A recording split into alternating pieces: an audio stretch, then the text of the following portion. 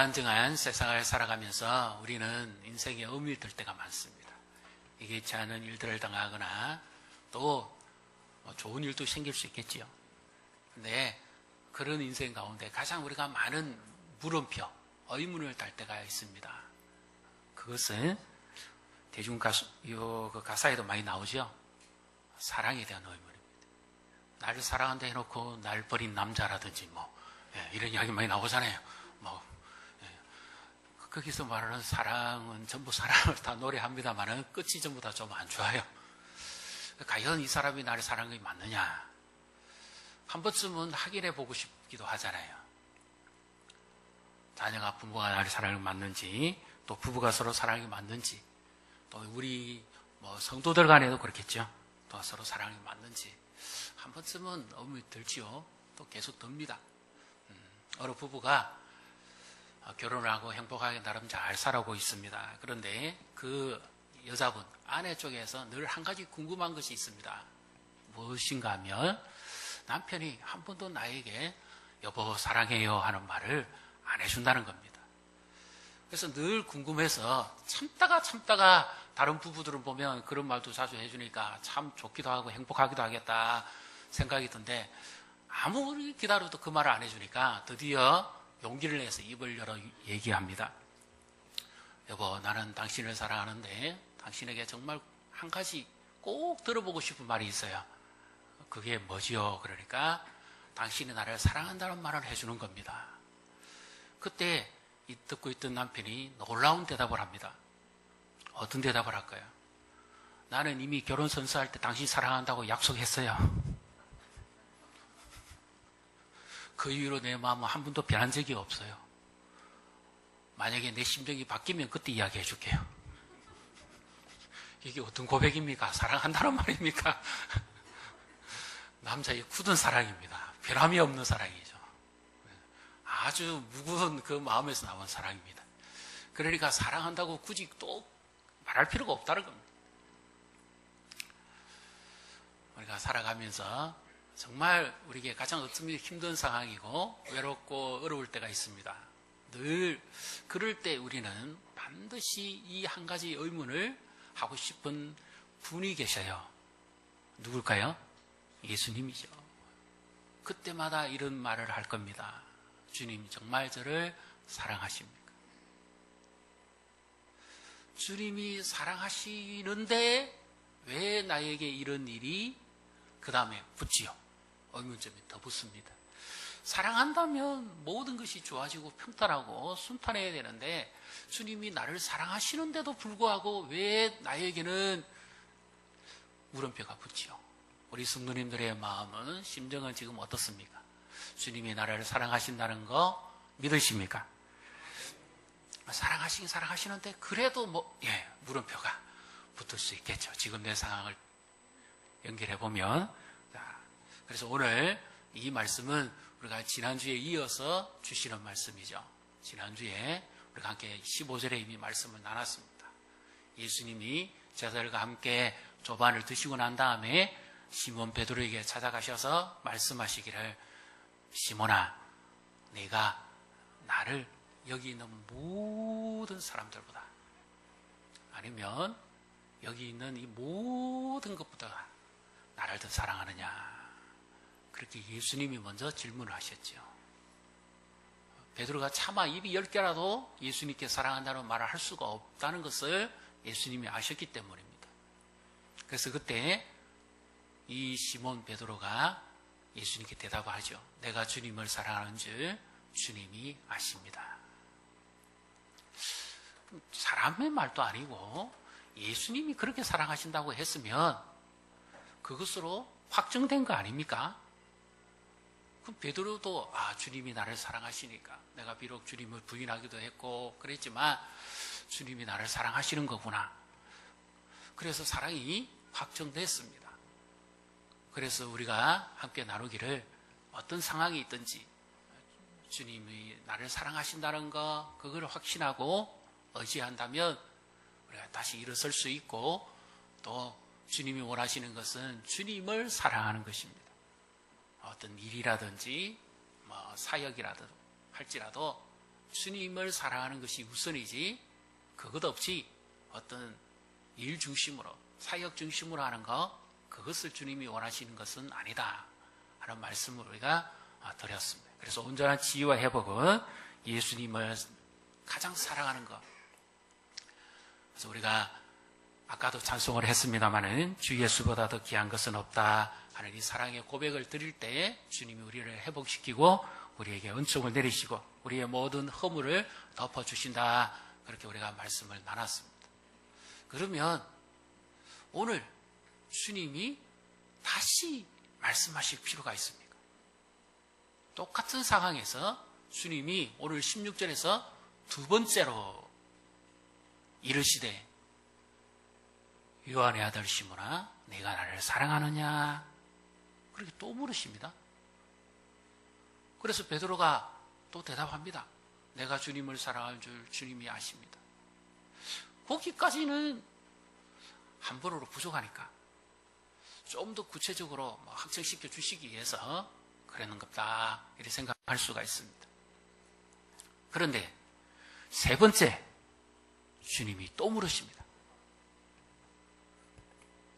여전히 똑같은 질문입니다. 근데 베드로가 그때는 심정에 변화가 있습니다.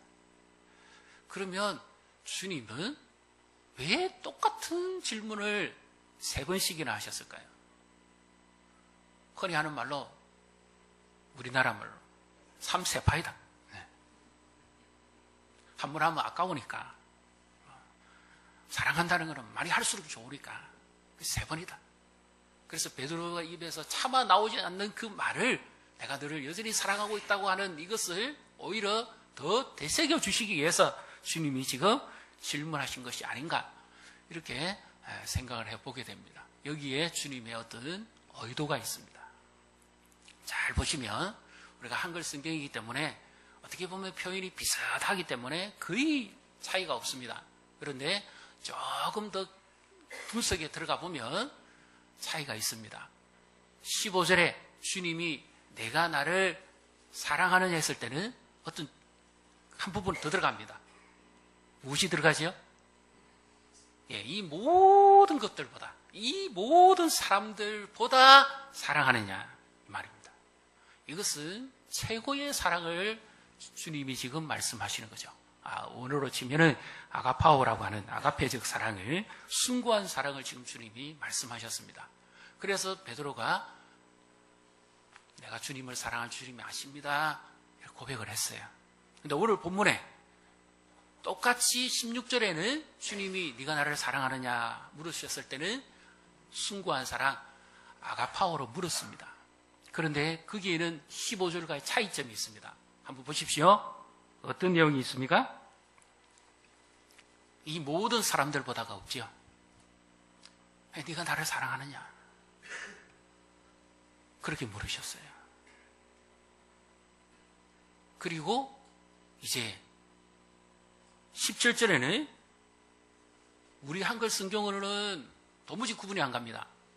그런데 원래의 성경으로 보면 주님은 이제는 아가파오로 묻지 않고 필레오로 묻습니다. 형제 간의 사랑, 우정, 인간적인 사랑 그 부분에 대해서 묻습니다. 그러니까 한마디로 말씀드리면 지금 예수님이 베드로에게 네가 인간적으로 나를 사랑하느냐 그 말입니다. 그런데 여기에 의문이 들지요. 왜냐하면 사랑하면 사랑할수록 강도가 더 깊어져야 되지 않습니까? 사랑의 강도는 갈수록 더 커져야 됩니다. 연인들이 사랑하면 사랑할수록 더 보고 싶고 더 아껴주고 싶고 더 주고 싶고 더 만나고 싶고 뭐 더 이렇게 점점 사랑의 강도가 더 짙어가서 정말 그래서 사랑의 열매를 맺는 거 아닙니까?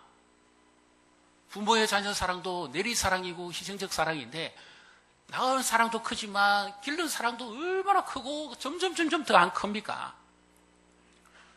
사람의 사랑도 점점 더 깊어갑니다. 뭐 요즘 반려견을 키우는 사람들도 사랑이 얼마나 더 짙어갑니까? 그런데 주님은 오히려 그 사랑의 강도를 점점 낮추어 버립니다. 처음에는 네가 이 모든 것보다 가장 나를 사랑하느냐 그렇게 물으셨다가 대답을 들으시고는 16절에 오셔가지고는 네가 나를 사랑하느냐 조금 다릅니다. 그 다음에는 더 내려가셔서는 17절에는 너 정말 나를 인간적으로 사랑하냐? 아니, 예수님의 사랑이 변치 않으신데 예수님의 사랑은 갈수록 더 충만하고 더 풍성하고 더 넘치는 줄로 믿습니다. 우리를 향한 주님의 사랑은 갈수록이잖아요.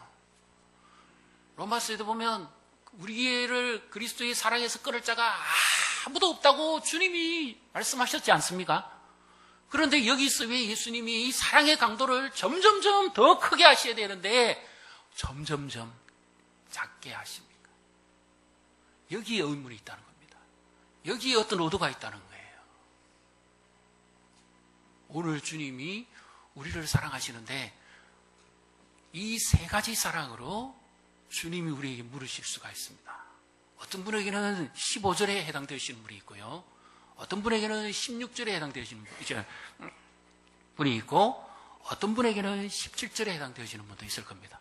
또 어떤 경우에는 우리의 모습 속에서 제각각 다 해당되어지는 경우도 있습니다. 그러면 주님은 틀림없이 뭔가 의도성이 있다 하는 것을 볼 수가 있습니다. 베드로의 심정을 다 헤아리신 주님께서 왜 세 번씩이나 굳이 말씀을 하셔야만 되었을까요? 베드로가 주님을 세 번 모른다 부인하고 마지막에는 저주할 정도로까지 막 이 저주라는 말은 그 저주가 아닙니다. 자기의 위협을 피하기 위해서 자기도 모르게 인간적인 그 위기 그 방편으로서 자기도 모르게 했던 말입니다.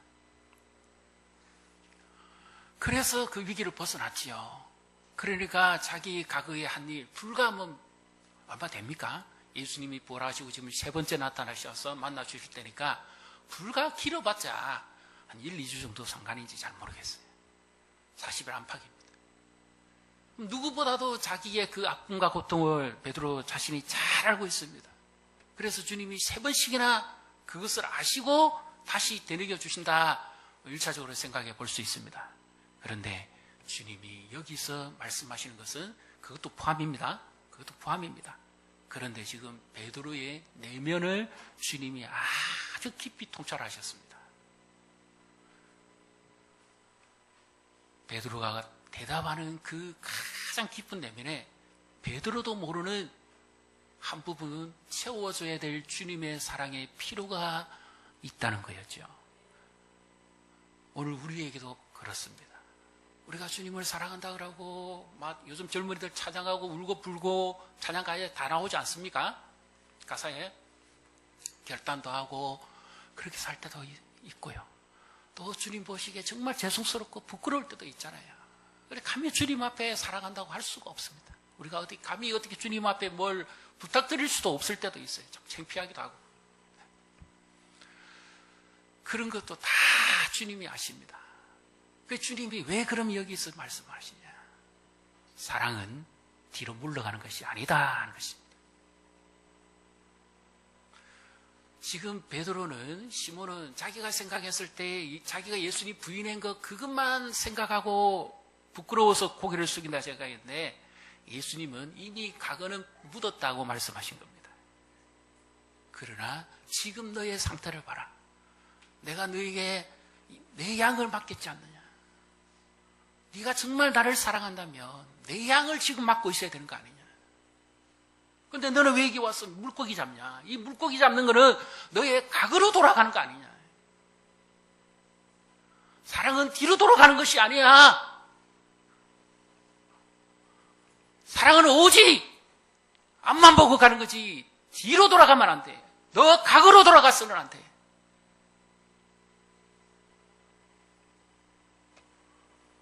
사랑을 흔들리는 것이 아닙니다.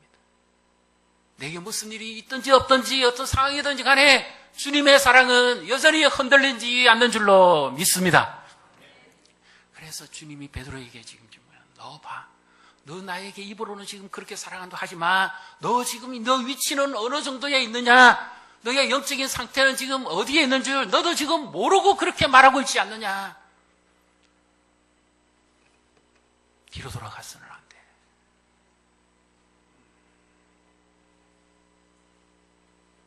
흔들렸어는 안 돼. 바로 그 말씀이죠.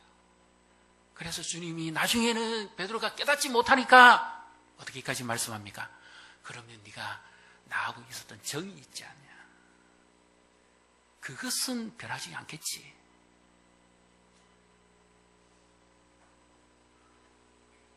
바로 그것을 지금 베드로는 몰랐습니다.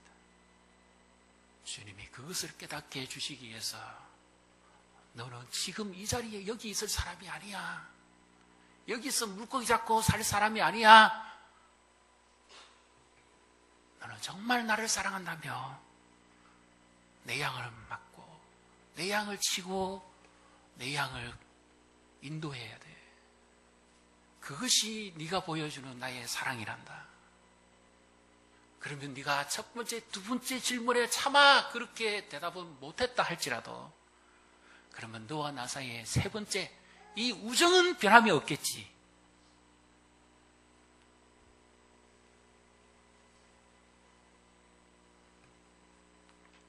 주님이 오늘 우리에게도 말씀하십니다. 이 질문은 시몬 베드로에게만 주신 질문이 아니라 오늘 저와 우리 성도님들에게도 동일하게 하신 질문입니다. 여러분에게는 어떤 질문이 지금 들려오십니까? 첫 번째 질문인 거예요. 네가 이 모든 것보다 나를 사랑하니?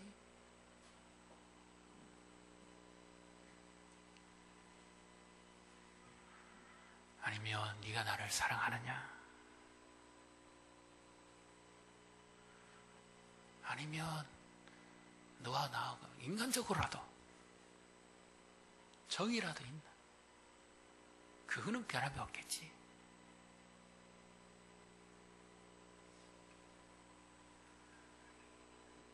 주님이 이렇게 말씀하신 것은 아픔을 주고 상처를 긁어내기 위함이 아니었습니다. 오늘 베드로의 영적 상태를 회복시켜 주시기 위해서 그런 거죠. 그래서 주님을 사랑한다고 하면서도 일에 파묻혀 살면 주님을 사랑하지 못할 경우가 많이 있잖아요. 주님을 사랑한다 하면서도 뭔가 일이 잘 풀리면 그 일에 빠져버리지 주님의 사랑을 놓쳐버릴 때가 많이 있잖아요. 우리 나름대로 열심히 사랑하고 충성하고 교회도 섬기고 했습니다. 그런데 말 못할 의문점이 막 들 때가 있잖아요. 그때 주님 우리에게 어떻게 말씀하실까요? 내 사랑은 변함이 없는데 예수님입니다. 예수님에 대한 너의 사랑은 어떠냐 그 말입니다. 진정한 사랑은 흔들리지 않는 것입니다. 진정한 사랑은 뒤로 돌아가지 않는 겁니다. 예수님 우리를 사랑하시는데 십자가 지시고 죽기까지 하시면서 끝까지 사랑하셨잖아요. 그래서 우리도 이 사랑을 받고 살아가고 있지 않습니까? 우리의 어떤 부분이 우리의 삶을 흔듭니까? 베드로는 첫 번째는 위협 때문에 피식 도망가기 위해서 주님의 사랑을 부인했고요. 두 번째는 고기 잡는 이유가 뭐입니까? 각으로 돌아가서 이제는 나는 주님이 맡기신 일은 못하고 고기 잡아서 생계를 유지해야 되겠다. 나는 각으로 돌아가야 되겠다. 이 말씀은 꼭 어떤 목회자나 사명자에게만 주신 말씀이 아니고 우리의 모습 속에서 보여주는 각 아닌가요? 내가 주님을 뜨겁게 사랑하고 정말 주를 위해서 목숨도 바치겠습니다. 뭐도 하겠습니다. 열정도 그렇게 불태웠던 우리인데 지금 내게 주어진 이 상황의 어떤 위협이라면 위협이고 곤란이라면 곤란이고 어려움이라면 어려움입니다. 또 때로는 오히려 더 열정적으로 잘 생겼는데 이기지 않는 어떤 갈등이라면 갈등이고 의문이라면 의문이에요. 그것 때문에 지금 내가 주저앉고 있다며 뒤로 돌아가는 거예요. 뒤로 돌아가서는 안 된다는 거죠.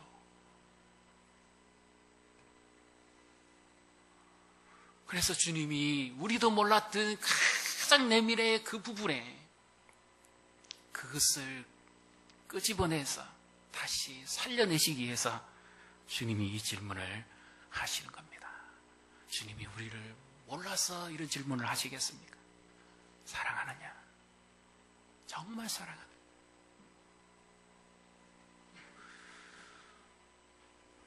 그래서 주님의 사랑을 받는 사람은 결코 뒤로 물러가서는 내가 너희를 기뻐하지 않는다. 히브리서에 나온 말씀이죠. 그래서 서로 사랑하고 격려하며 모이기에 힘쓰며 그날의 가까움을 볼수록 우리가 더욱 그리하자. 사랑의 공동체 안에서 서로 격려하고 오직 앞만 보고 주님 앞에 나아가는 이런 저와 우리 교회가 되시기를 주님의 이름으로 축복합니다. 그래서 우리를 흔들고 있는 부분이 있다면 그것이 주님의 사랑을 의심할 정도의 정도는 아니잖아요. 흔들릴 수밖에 없는 인생입니다. 의문점 갈 수밖에 없는 인생입니다. 우리가 요즘 새벽기도로 욥에 관한 말씀을 듣습니다. 욥이 그 고난받을 때 주님이 어디 계신가 의문이 갑니다. 예수님의 그 사랑받았던 나사로와 그 마리아 마르다도 예수님의 사랑이 의문이 갔어요. 예수님이 사랑하시면 틀림없이 그 말씀을 듣자마자 달려오셔가지고 우리 오빠를 고치실 수 있었을 텐데 주님이 우리를 사랑하지 않으신가 보다. 그러니까 우리를 이렇게 내버려 두셨고 오빠는 죽었지. 이런 의문이 드는 겁니다. 예수님의 사랑이 혹 의심스러운 분 계십니까? 예수님의 사랑이 아니면 예수님의 사랑을 놔두고 성도의 사랑이, 부부간의 사랑이, 우리 관계 맺고 있는 사람의 사랑이 혹시 의심스러운 부분이 있습니까? 그것 때문에 지금 흔들리지 마십시오. 주님이 나를 붙드신다면 우리는 반드시 이 어려움을 해결하고 믿음으로 다시 일어서게 되는 줄로 믿습니다. 그래서 오늘 이 사랑, 사실 나를 위해 주시는 사랑이죠. 주님이 내게 지금 말씀하는 겁니다. 네가 지금 내에 대한 사랑을 의심한다. 그렇다면 인간적으로는 내가 너를 사랑했다는 걸 알고 있나?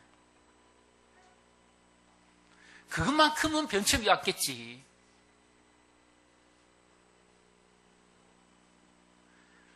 첫 번째 사랑이 힘드시다면 두 번째 사랑이라도 하십시오. 이 모든 것들보다 다 사랑한다고 과거에는 그렇게 말했지만 지금은 정말 그렇게 못한다. 두 번째 말이라도 사랑. 그것도 안 된다면 너무 힘들고 어렵다면 세 번째 사랑입니다.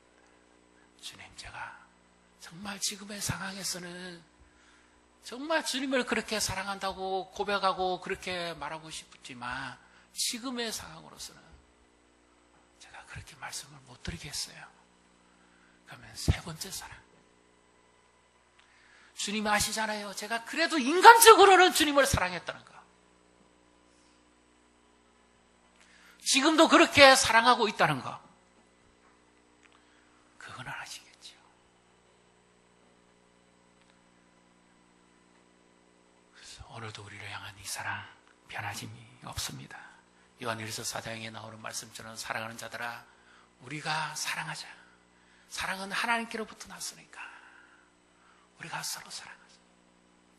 사랑하는 자들은 하나님께서 낳고 사랑하지 않는 자는 하나님을 모르는 자들이.